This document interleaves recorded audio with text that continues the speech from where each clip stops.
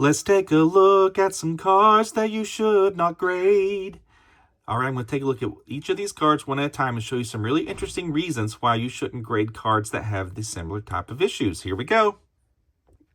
We're going to start with Blastoise from 151. On the back at the top, this thing has water damage.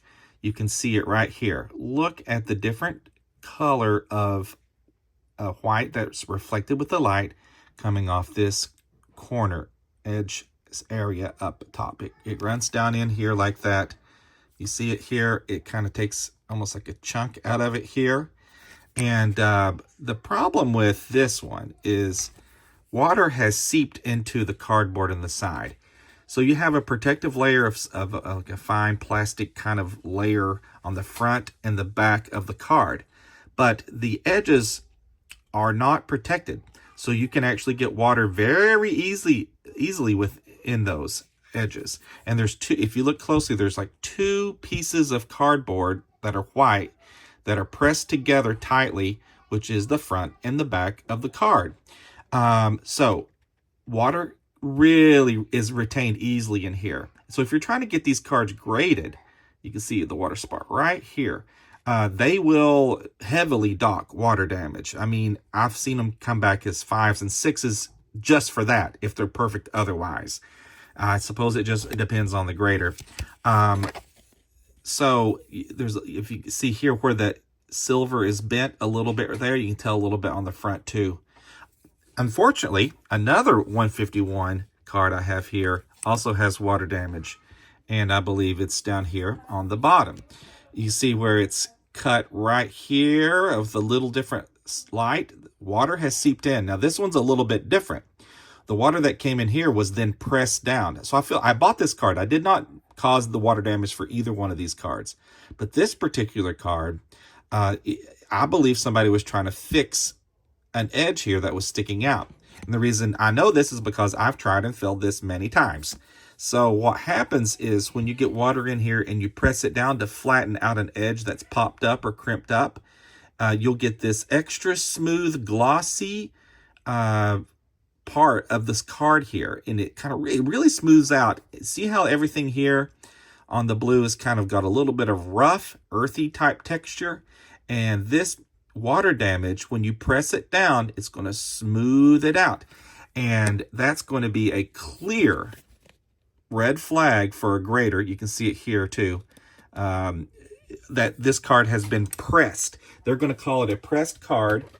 And what people do is they'll take clamps. I do this all the time, and they'll put them in something like, I like to use just the top, a card saver, and I'll press down that spot after I've got a little moisture in there. Somebody put too much moisture on this card to really cause that pressed edge. Some people will put the cards between two pieces of plastic like this and put some moisture in the side of the card like that and flatten them down. And I do that all the time. But if you put too much moisture, and I've experimented with this, it will cause this permanent water damage that you cannot get out. I've tried drying it, will not work, and it's just going to be a big ding against you for your grading.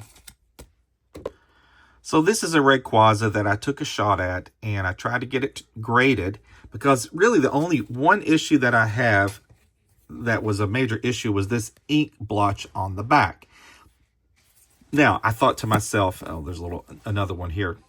I thought, well, this ink blotch is the only real problem with the card that I could find, and it surely came back an 8. So that really was surprising. I thought it would get a 9 at least, but this ink blotch, especially with it being on the back, I thought it could pass through maybe. But maybe this other little dot here, spot of ink, really put it over the top for me. Maybe they thought it was a super error or something. And anyway, if you see something like that, do not get it graded. No. My Squirtle is one of these types of cards where people will send it off and be like, I can't believe I got a 9 on this. This card is centered. It's the front looks beautiful and clean. There's no major creases or anything. Let me show you why this card would not get a 10. Under the chair here, you have this little bitty air bubble dot. This happens very prevalently with Scarlet Violet full art on the front. these little air bubbles get little pockets going there when the print's coming down. It causes a little defect there. And they happen in different spots all the time. Because there's another one right here under the railing. This back, looks like a back porch that he's out here on the Squirtle. And I can get away with one. I've experimented with this. But two like this, and there may be another one here. I just pointed out two, because two I think is too many. And so that's probably a big reason why this one would not get a 10. But the other big reason is that sometimes you have paint loss on these edges. And right here you have paint loss. You see it? And this is going to create what I call silvering. So when you shine the light on it, it shines silver like a diamond. And I don't know if diamonds shine silver, but anyway, there's another one here. So when you have this silvering on the edges, it's coming in a little bit more here too on this edge. You want to skip those unless you're just, I've posted videos where I can get away with just one little dot or two here and there. But for this much, I would say, it's here on the corner too, I'd say skip it. I gotta build a berry Eevee.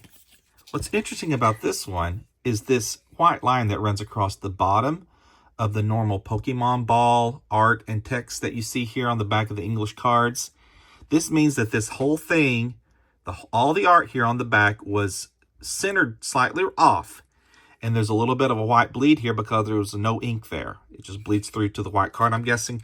So that happens sometimes on full art cards that just have this cleffa here.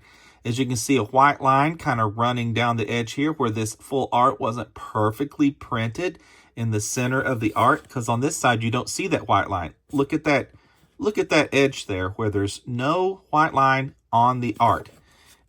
And on this side, you do see that missing paint coming down here. It was slightly printed off-centered.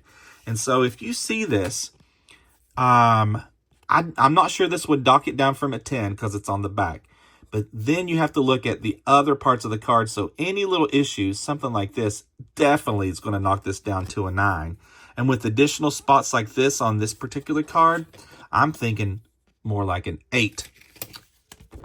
So the surface is the category of the 4 subcategories: corners, edges, centering, and surface, that people overlook the most. The surface, especially when it comes to the back.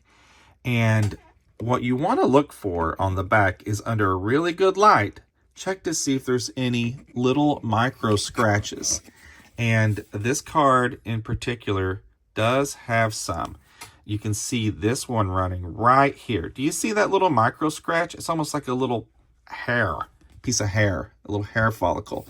And then coming down the side, all the way right here, there's a scratch. It's not even straight. It's like crooked. And there's more little scratches. Oh, look at these little print lines coming across here. You can get away with one print line on the back, no problem. Even some grading companies will state that in their grading guidelines. But when you have multiple additional little lines that are coming out here, I would not count on it. And here's another little small issue. So if you look at the card like this, you're like, oh my goodness, it's super clean. There's nothing wrong with it. You really have to get it under a strong light and see different types of print lines and scratches coming all the way across. Like there's one running right here. There's one running right there. And be careful. That's going to ding this one. This one's a 9. I want to show you something you can get away with. On the back side of this Dragapult card, there's a little bitty dot in the very center of this corner.